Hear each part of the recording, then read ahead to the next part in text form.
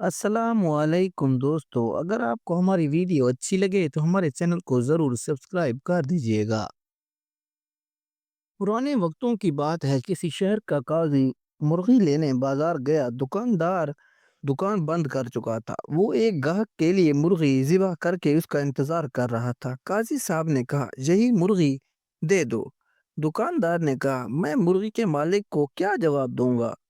قاضی صاحب نے کہا، گاہک سے کہہ دینا مرغی اڑ گئی، بات بڑھے گی تو معاملہ میرے پاس ہی آئے گا۔ دکاندار نے مرغی قاضی کو دے دی۔ کچھ ہی دیر میں وہ گاہک آ پہنچا جس کی مرغی تھی۔ مرغی طلب کرنے پر دکاندار نے بتایا کہ مرغی اڑ گئی۔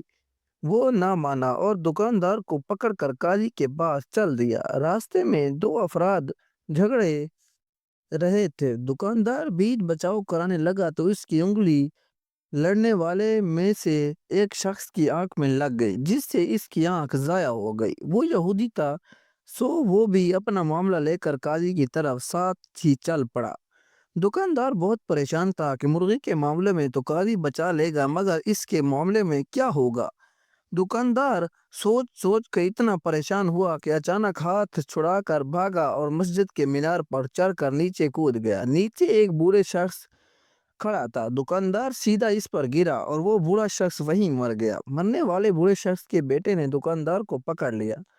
جب اسے پتا چلا کہ اس دکاندار کو قاضی کے پاس پیشی کے لیے لے جایا جا رہا تھا تو وہ بھی ساتھ ہو لیا۔ معاملہ قاضی کی عدالت میں پہنچا تو سب سے پہلے مرغی والے گاہک نے اپنا مقدمہ درج کروایا۔ میں مرغی ذبح کروا گیا تھا، اب دکاندار کیسے کہہ رہا ہے کہ مرغی اڑ گئی؟ بھلا میری مرغی کیسے اڑ سکتی ہے؟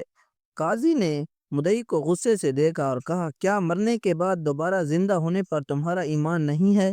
یہ سن کر وہ ڈر گیا کہ کہیں کفر کا فتویٰ نہ لگ جائے۔ اس نے کہا، بالکل، میں مرنے کے بعد دوبارہ زندہ کیے جانے پر یقین رکھتا ہوں۔ قاضی نے جواب دیا، تو مرغی کے زندہ ہونے پر کیوں یقین نہیں رکھتے؟ بیچارہ کیا کرتا؟ قاضی کے سامنے فیصلہ تسلیم کرنے کے سوا اور کوئی چارہ بھی نہیں تھا۔ اب قاضی کے پاس دوسرا مقدمہ تھا کہ دکاندار نے ایک یہودی کی آنکھ پھوڑ دی تھی اور یہودی قصاص کا طلبگار تھا۔ چونکہ یہودی کے لیے قصاص آدھا مقرر تھا، اسی لیے قاضی صاحب نے فیصلہ سنا دیا، دکاندار نے یہودی کی آنکھ پھوڑی ہے، اسی لیے نصف قصاص دشوار ہوگا۔ بہتر ہے کہ دکاندار یہودی کی دوسری آنکھ بھی پھوڑ دے اور یہودی بدلے میں نصف قصاص یعنی دکاندار کی ایک آنکھ پھوڑے گا۔ فیصلہ سنتے ہی یہودی کی ستھی گم ہو گئی کہ اگر دوسری آنکھ بھی چلی گئی تو کہیں کا نہیں رہوں گا، سوا اس نے اپنی جان بچانے کے لیے دکاندار کو معاف کر دیا۔ اب تیسرے مقدمے میں بوڑھے کا بیٹا قاضی کے روبرو پیش تھا۔ قاضی صاحب نے معاملہ توجہ سے سنا اور فیصلہ سنا دیا، دکاندار کو مسجد کے اسی مینار کے آگے کھڑا کر دیا جائے اور مرنے والے بوڑھے کا بیٹا مینار کی اسی کھڑکی سے دکاندار پر چھلانگ لگا کر اس کی جان لے لے اور اپنا قصاص وصول کر لے۔ بوڑھے کے بیٹے نے کہا، قاضی صاحب، اگر دکاندار ذرا سا بھی ادھر ادھر ہوا تو میری اپنی جان چلی جائے گی۔ قاضی نے جواب دیا، تمہارا باپ بھی تو ادھر ادھر ہو سکتا تھا نا؟ تو دکاندار بڑا حیران ہوا کہ قاضی نے کتنی چالاکی سے تینوں معاملوں کو سلجھا لیا اور دکاندار کی جان بچ گئی۔